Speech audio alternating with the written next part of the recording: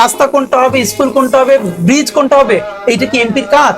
মানে সে পার্লামেন্টের কাজটা কি সেটাই জানেন, তাহলে স্থানীয় সরকারের কাজ কি? পৌরসভার মেয়রের কাজ কি, কমিশনারের কাজ কি, যে এবং অন্যান্য তাদের কাজ কি?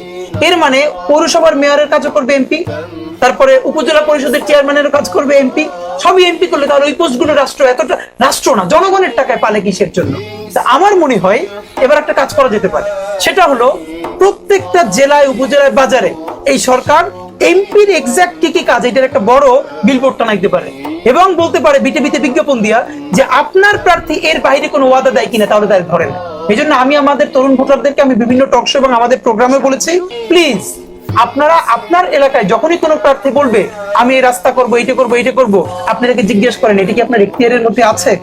যদি এখতিয়ারের মধ্যে না থাকে তাহলে দুইটা, হয়তো আপনি মিথ্যা বলছেন, অথবা আপনি যদি আসলে এটা করেন তাহলে পৌরসভার মেয়রের কাজকে আপনি অনধিকার চর্চা করে কাইরে নিয়ে আপনি করবেন, তাহলে আপনার এটা কাজ না। বরং এমপিদের, এবং আপনি জানেন এই যে পৌরসভার মেয়রের কাজ, কমিশনারের কাজ, উপজেলা পরিষদের, জেলা পরিষদের কাজগুলো যদি এমপিরা অবৈধ হস্তক্ষেপ করতে না পারে, তাহলে এই যে সবাই এমপি হওয়ার জন্য কোটি কোটি টাকা খরচ করে না, 3 ভাগের 2 ভাগ কমে যাবে।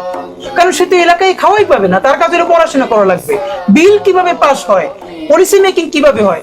বাংলাদেশের 90% এমপি, আবার বলি 90 না, এটা কম বলছি, 95% এমপি বাংলাদেশে কোনোদিন পুরো বাজেট পড়ে দেখেন, এটা আমি আপনার গ্যারান্টি দিলাম, আপনি চেক করে দেখতে পারেন।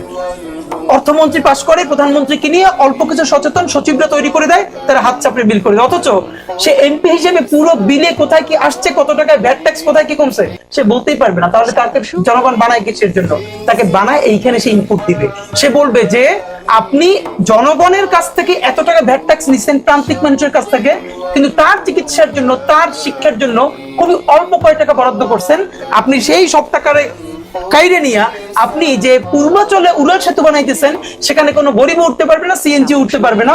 এর মানে আপনি কম ধনী মানুষদের টাকা ভ্যাট ট্যাক্স নিয়ে আপনি ধনীদের জন্য বিনিয়োগ করতেছেন, এইটা আমি হইতে দিব না, এটা এমপিকে বলতে পারতে হবে।